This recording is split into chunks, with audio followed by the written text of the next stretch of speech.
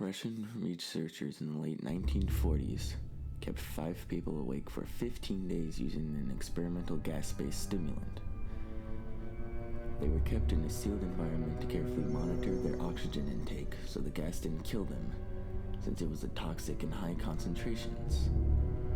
This was before closed-circuit cameras, so they had only microphones and 5-inch thick glass porthole-sized windows into the chamber to monitor them. The chamber was stocked with books, cots to sleep on, but no bedding, running water, and toilet. And enough dried food to last all 5 for over a month. The test subjects were political prisoners deemed enemies of the state during World War II. Everything was fine for the first 15 days. Subjects hardly complained, having been promised falsely that they would be freed if they submitted to the test and did not sleep for 30 days. Their conversations and activities were monitored, and it was noted that they continued to talk about increasingly traumatic incidents in their past. And the general tone of their conversations took on a darker aspect after the 4-day mark. After about 5 days, they started to complain about the circumstances and events that led them to where they were, and started to demonstrate severe paranoia. They stopped talking to each other and began alternately whispering into the microphones and one-way mirrored portholes. Oddly, they all seemed to think they could win the trust of the experimenters by turning over their comrades, the other subjects in captivity with them.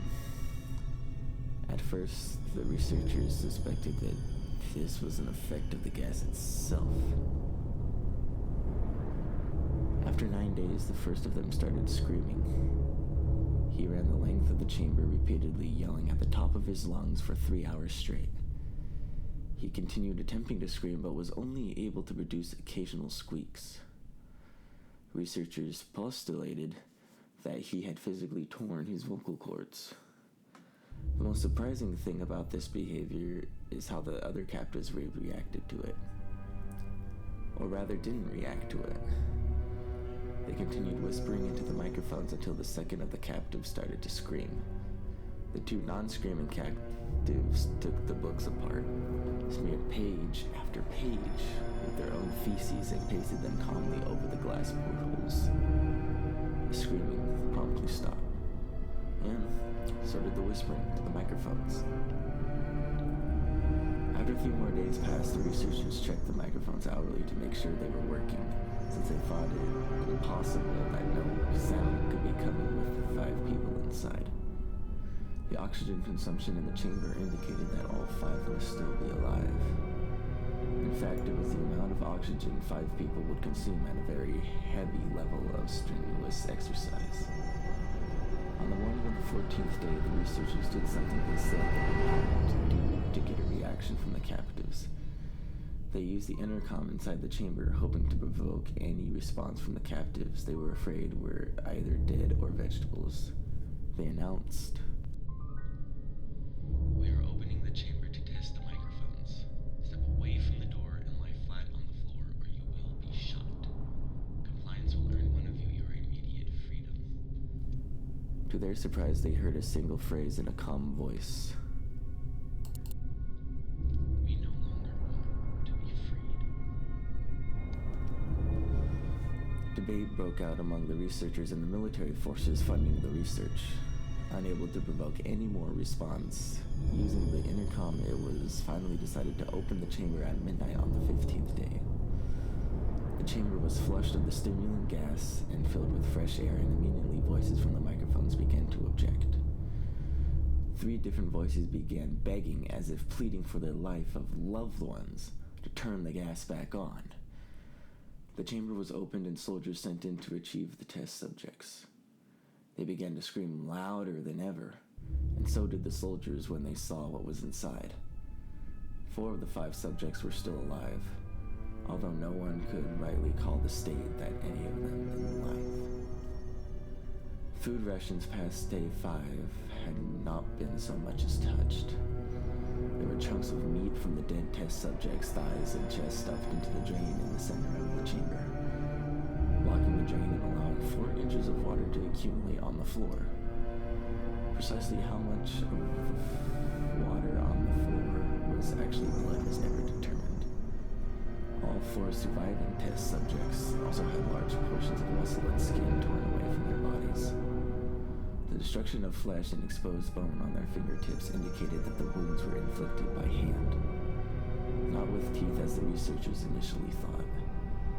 Closer examination of the position and angles of the wounds indicated that most of it, not all of them, were self-inflicted.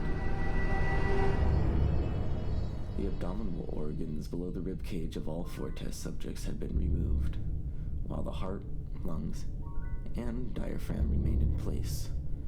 The skin and most of the muscles attached to the ribs had been ripped off, exposing the lungs to the rib cage. All the blood vessels and organs remained intact.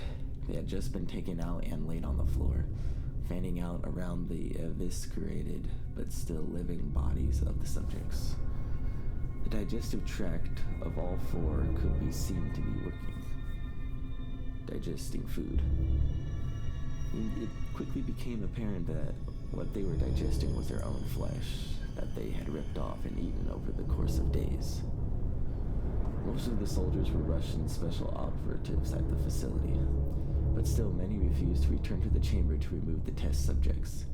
They continued to scream to be left in the chamber and alternately begged and demanded that the gas be turned back on, unless they fell asleep. To everyone's surprise, the test subjects put up a fierce fight in the process of being removed from the chamber. One of the Russian soldiers died from having his throat ripped out. Another was gravely injured by having his testicles ripped off and an artery in his legs severed by one of the subject's teeth. Another 5 of the soldiers lost their lives if you count ones that committed suicide in the weeks following the incident. In the struggle, one of the 4 living subjects had his spleen ruptured and he bled out almost immediately. The medical researchers attempted to sedate him, but this proved impossible. He was injected with more than 10 times the human dose of morphine to relieve it and still fought like a cornered animal, breaking the ribs and arm of one doctor. When heart was seen to beat for a full 2 minutes after he had bled out to the point there was no more air in his vascular system than blood. Even after it stopped, he continued to scream and flail for another 3 minutes, struggling to attack anyone in reach and just repeating the word, "More," over and over, weaker and weaker, until he finally fell silent. The surviving 3 subjects were heavily restrained and moved to a medical facility. The 2 with intact vocal cords continuously begging for the gas, demanding to be kept awake. The most injured of the 3 was taken to the only surgical operating room that the facility had. In the process of preparing the subject to have his organs placed back within his body, it was found that he was effectively immune to the sedative they had given him to prepare him for the surgery. He fought furiously against his restraints when the anesthetic gas was brought out to put him under. He managed to tear most of the way through a 4-inch wide leather strap on one wrist, even though the weight of a 200-pound soldier holding that wrist as well. It took only a little more anesthetic than normal to put him under, and the instant his eyelids fluttered and closed, his heart stopped. In the autopsy of the test subject that died on the operating table, it was found that his blood had tripled the normal level of oxygen. His muscles that were still attached to his skeleton were badly torn, and he had broken 9 bones in the struggle to not be subdued. Most of them were from the force his own muscles had exerted on them. The second survivor had been the first of the group of 5 to start screaming. His vocal cords destroyed, he was unable to beg or object to surgery, and he only reacted by shaking his head violently in disapproval. When the anesthetic gas was brought near him, he shook his head yes when someone suggested reluctantly they'd try the surgery without anesthetic, and did not react for the entire 6-hour procedure of replacing his abdominal organs and attempting to cover them with what remained of his skin. The surgeon presiding stated repeatedly that it should be medically impossible for the patient to still be alive. One terrified nurse assisting the surgery stated that she had been the patient's mouth curl into a smile several times whenever his eyes met hers.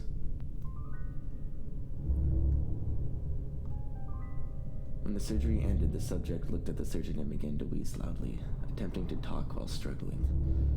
Assuming this must be something of drastic importance, the surgeon had a pen and pad fetched so the patient could write his message. It was simple. Keep cutting.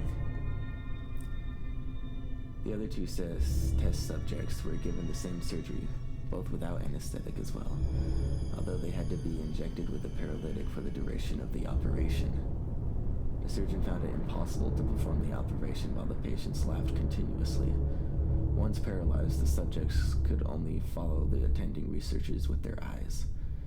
The paralytic cleared their system in an abnormally short period of time, and they were soon trying to escape their bonds. The moment they could speak, they were again asking for the stimulant gas. The researchers tried asking why they had injured themselves, why they had ripped out their own guts, and why they wanted to be given the gas again. Only one response was given. I must remain awake.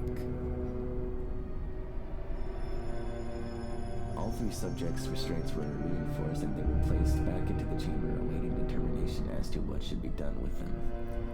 The researchers, facing the wrath of their military benefactors for having failed the stated goals of their project, considered euthanizing the surviving subjects. The commanding officer and EXKGB instead saw potential and wanted to see what would happen. They were put back on the gas.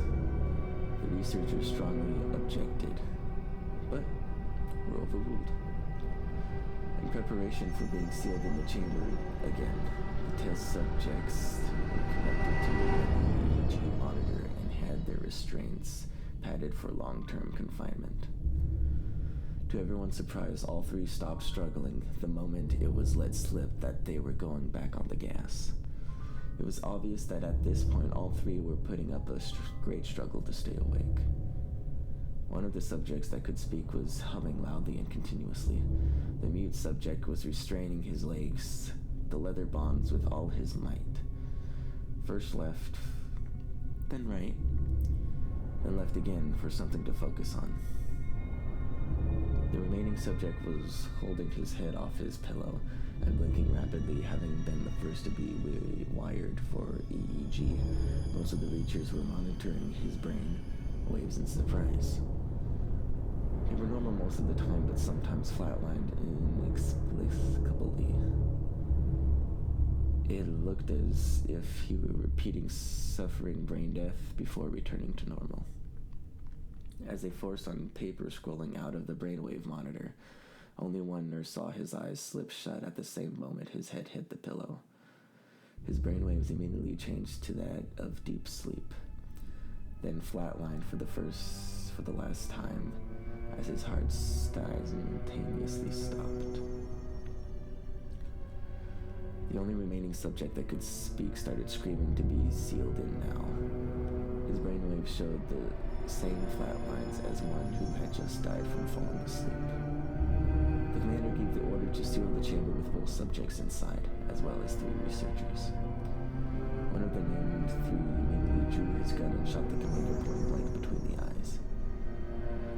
Then turned the gun on the mute subject and blew his brains out as well. He pointed his gun at the remaining subject, still restrained to a bed as the remaining members of the medical and research team fled the room. I will be locked in here and these things, not with you. He screamed at the man strapped to the table. What are you? He demanded. I must know. The subject smiled. Have you forgotten so easily? The subject asked. We are you. We are the madness that lurks within you all, begging to be free at every moment in your deepest animal mind.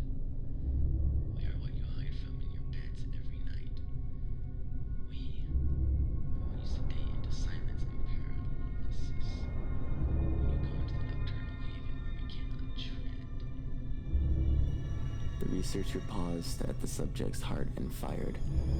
The EEG flatlined as the subject weakly choked out. So,